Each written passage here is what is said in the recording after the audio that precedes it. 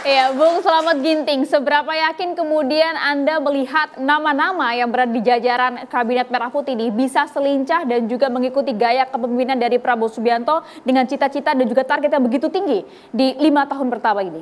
Oke, kalau kita lihat salah satu tingkat kepercayaan terhadap lembaga itu paling tinggi adalah Presiden, yang kedua adalah TNI di atas 80%.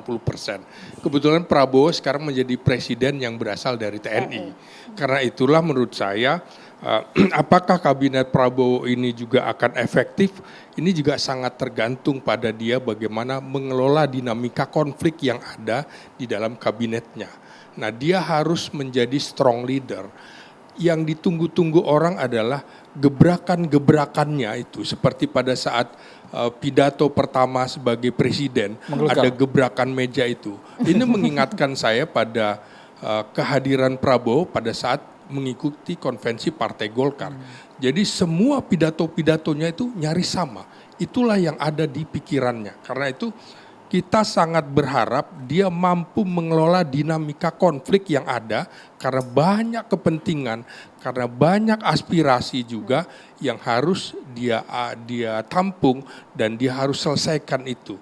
Nah, persoalannya lagi, bagaimana apakah orang-orang yang masuk dari dalam kabinet itu betul-betul orang yang kompeten atau tidak? Ini harus kita uji. Karena itu menurut saya di dalam 100 hari itu Prabowo jangan ragu-ragu, karena ini harus menjawab tantangannya. Apakah memang betul-betul Prabowo belum menunjukkan profil yang sesungguhnya sehingga kabinetnya begitu tambun? Apakah dia juga ingin membuktikan bahwa ini hanya sebuah strategi politik Prabowo kepada para pemilihnya, kepada para pendukungnya? Tinggal kemudian dia harus membuat target yang tinggi. Kalau tidak mampu memenuhi target itu, saya kira jangan ragu-ragu untuk memenggal kabinetnya. Istilah memenggal, Mas Di Uki. 100 hari pertama bahkan. 100 hari pertama? Ya, saya kira 100 hari pertama itu juga menjadi catatan. Tidak perlu menunggu 1 semester atau 2 semester. Kita sekarang sedang menghadapi tantangan yang sangat luar biasa. Gejolak geopolitik dunia, termasuk kebutuhan ekonomi. Tantangan Perang Dunia Ketiga yang selalu digembar-gemborkan Prabowo. Dan saya kira itu nanti dalam pertemuan di Akademi Militer juga harus disamakan visi dan misinya. Dan itu juga mereka harus berani seperti komponen cadangan. Mereka harus berani menjadi wajib bela negara, semacam wamil kalau memang ini dibutuhkan. Tentu kita ingat bagaimana Perancis sebelum Perang Dunia Pertama itu 10 tahun sudah memperkirakan. Dan kita sudah memperkirakan setidak-tidaknya Perang Dunia akan datang di tahun 2035. Nah, kita tadi berapa kali Prabowo kemukakan bahwa kita sedang berada di 16 ekonomi besar dunia. Targetnya menurut saya kalau ingin mencapai menjadi negara dengan 4 besar dunia bersama dengan Amerika, Cina, India yang jumlah penduduknya besar. Maka sekurang-kurangnya dalam 5 tahun itu kita harus naik peringkat menjadi 3 besar. Peringkatnya terus 3 sehingga pada tahun 2045 kita bisa mencapai 4 besar dunia. Karena itu menteri-menteri anggota kabinet yang lamban, yang tambun, saya kira tendang saja. Wah, tendang tegas ya Maria ya. Oke, gas sesuai dengan jargonnya. Tapi sebelum kita ke mahasiswa, Mas Uki, ini baru 2-3 hari Mas, ada saja yang ramai dan kesannya membuat blunder Mas. Ada yang pakai kop surat yang harusnya bukan kapasitasnya untuk acara untuk keluarga. Kegiatan pribadi. Ada juga yang minta anggaran Mas, puluhan triliun, tepatnya 20 triliun Mas Uki. Ya, saya pikir kalau yang minta anggaran itu, saya percaya itu yang dimaksud adalah Bapak Menham ya. Yes. Yaitu Pak Natalius Pigai. Kami percaya bahwa niatnya itu cukup baik ya. Kami percaya bahwa Pak Menteri, saya itu selalu karena saya kenal personal dengan beliau ya, jadi saya memanggilnya Bang Pigai. Tapi karena beliau sekarang sudah menjabat sebagai seorang menteri, saya panggilnya Pak Men aja lah ya. Saya percaya bahwa Pak Men itu melakukan itu semua memang karena hitung-hitungan beliau terkait dengan apa-apa saja yang beliau sudah canangkan di kepala beliau untuk beliau jalankan yang kemudian dikonversi menjadi angka-angka, kurang lebih seperti itu ya. Namun kemudian hal-hal seperti ini memang adalah hal-hal yang sepatutnya dibicarakan di dalam lingkup pemerintahan ya. Jadi saya belum bisa berbicara banyak tentang beliau ya karena beliau juga akan menghadiri nanti pembekalan dalam tanda kutip di Magelang ya. Dan saya juga ada di sana nanti. Jadi nanti abang tatar semua itu Bang ya? Bukan saya yang tatar, bukan saya yang tatar. Tapi saya di sana akan menjadi corong komunikasi pemerintah yang akan melayani media-media. Kurang lebih seperti itu ya. Yang akan mengkanter pertanyaan teman-teman. Betul, Pernyataan-pernyataan betul, Pak Men dan betul, Bu Men itu ya. betul. Jawaban yang sama juga saya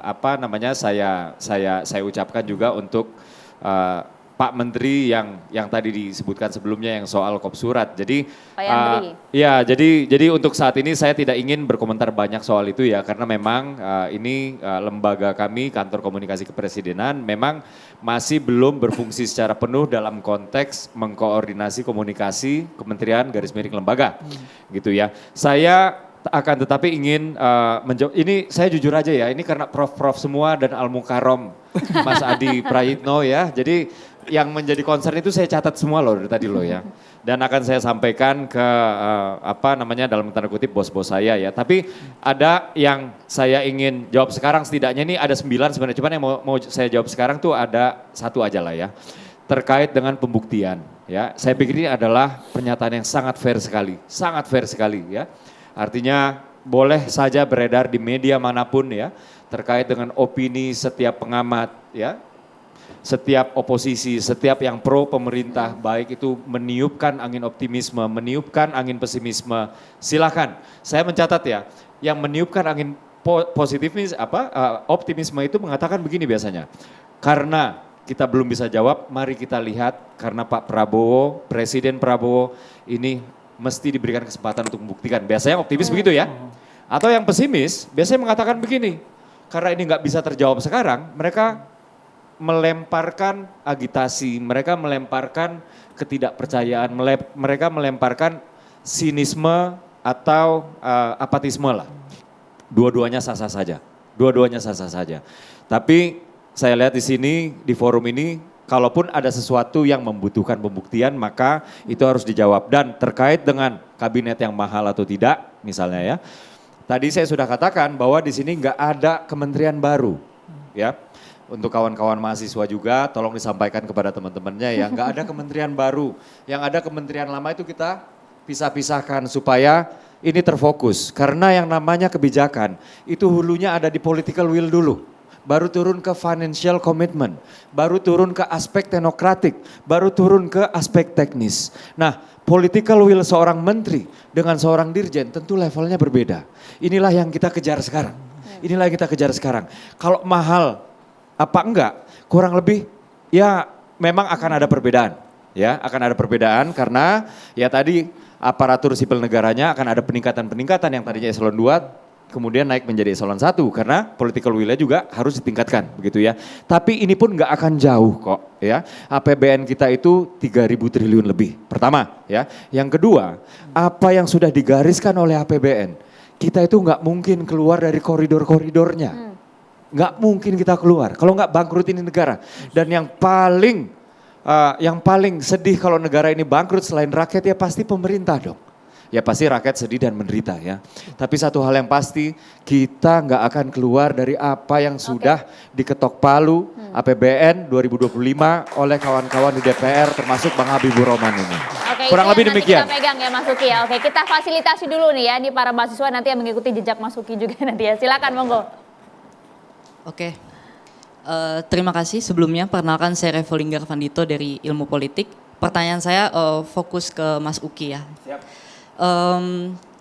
Di dalam perspektif komparatif politik atau politik perbandingan itu biasanya kita membandingkan kebijakan negara yang kurang lebih memiliki struktur yang mirip.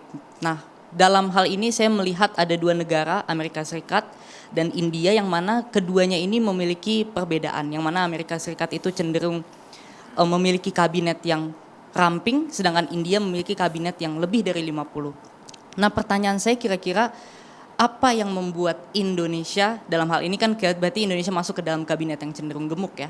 Artinya apa yang membuat kita bisa mengikuti India dan apa yang menyebabkan kita mengikuti India dibandingkan dengan Amerika Serikat. Terus yang kedua saya ingin sedikit diyakinkan karena kalau misalnya kita melihat memang kabinet yang ada itu kan cenderung dia terdiri dari elit-elit partai politik yang mana kalau misalnya dari rezim yang sebelum-sebelumnya elit-elit partai politik cenderung ada yang terkena atau terjerat kasus korupsi. Nah, apa kira-kira yang bisa membedakan kabinet Prabowo Gibran ini bisa anti korupsi? Saya mohon Mas Uki untuk meyakinkan saya sebagai bagian dari perwakilan mahasiswa di sini. Oke. Terima kasih. Satu lagi perempuan ya. Satu lagi perempuan silakan. kita akomodir. Ada lagi yang ingin bertanya, mau laki-laki mau perempuan? Oh laki-laki lagi, silakan. Oke, boleh silakan. Ke Bang Habibur Rahman juga boleh. Pak Habibur Rahman, sebelumnya perkenalkan nama saya Pramadito Rasendia Dwi Tama dari UPN Veteran Jakarta. Saya pengen kasih pertanyaan dari diskusi tadi. Sebelumnya kan tadi kan ada diskusi yang dimana tuh ada pemisahan antara Kementerian Pendidikan dan Kebudayaan yang dipecah jadi Kementerian Pendidikan dan Kebudayaan. Sebelumnya tuh ada kajiannya nggak sih atau risetnya kenapa pemisahan itu tuh bisa dianggap jadi langkah yang efektif gitu bagi kabinet Merah Putih ini gitu. Itu cukup pertanyaan. Oke, itu dulu ya. Langsung ke Mas Uki. Tolong yakinkan Mas anak-anak mahasiswa ini. Sekali lagi ini concernnya saya catat loh. Tadi pertanyaannya kenapa kita lebih mirip India daripada Amerika Serikat ya? Ya, saya paham betul India itu jumlah kementeriannya ada 50-an ya. Sementara Amerika Serikat sedikit ramping, bukan sedikit ramping, ramping banget ya. Itu ada belasan kalau nggak salah ya. 15 ya. Begini, kalau kita mengaca kepada konteks Amerika Serikat ya, kita juga harus paham bahwa urusan-urusan pembangunan, sektor-sektor pembangunan itu sudah banyak dihandle oleh pemerintah dari negara bagian. Karena mereka adalah federal state, sehingga pemerintah pusat itu memang tugas-tugasnya tidak sekompleks apa yang kita miliki sebagai pemerintah pusat di Indonesia. Ya, itulah kalau misalnya konteks Amerika. Ya, jadi sekali lagi memang sistemnya berbeda. Saya sepakat tadi Mas ya, Amerika Serikat ini dia kalau seperti kita, dia namanya bukan Amerika Serikat, tapi NKA, Negara Kesatuan Amerika, kayak kita NKRI, misalnya seperti itu ya. Nah, kita kan bukan negara serikat, sehingga masih banyak sekali urusan-urusan itu dihandle oleh pemerintah pusat ya. Nah, kalau kita berkaca kepada India, India memang kalau misal kita jadikan contoh sekilas, itu tidak seperti atau setampan atau secantik Amerika Serikat yang sudah menjadi negara maju atau demokrasinya lebih mapan, kurang lebih seperti itu ya.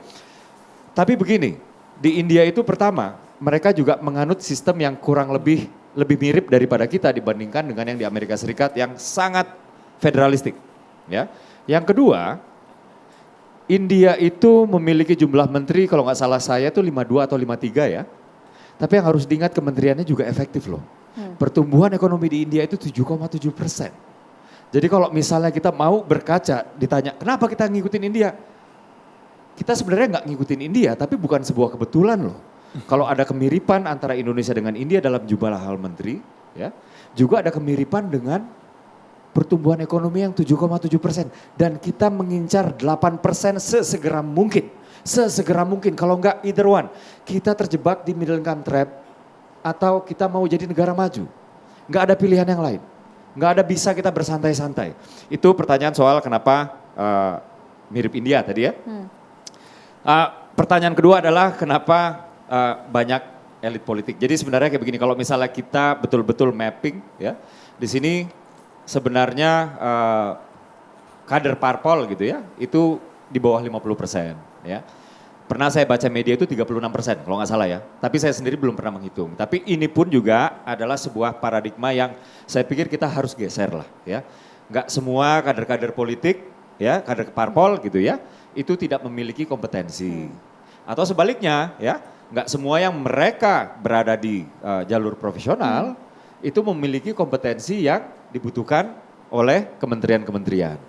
Jadi mendikotomikan unsur parpol dengan unsur profesional itu saya pikir akan membawa kita kepada sebuah kesimpulan yang tidak akurat. Kurang lebih seperti itu ya. Di parpol itu banyak sekali kok orang-orang yang profesional. Saya ambil contoh saya sendiri atau Bang Habibur Rahman lah. Bang Habibur Rahman ini seorang doktor loh. Gitu ya. Atau saya sendiri, saya sebelum ke politik itu kerja di UN, United Nations ya. Saya ke politik karena saya percaya bahwa dengan saya masuk ke politik, maka apa yang menjadi cita-cita saya terkait dengan kebangsaan itu bisa berdampak kepada orang banyak karena jalurnya itu kebijakan. Karena di politik kita punya ruang yang luas untuk membuat kebijakan. Jadi kawan-kawan mahasiswa juga jangan pesimis sama yang namanya aktor-aktor politik. Sampaikan ya. semua di panggung catatan demokrasi ya. Iya, betul. Ke Bang Habibur Rahman. Jangan pesimis.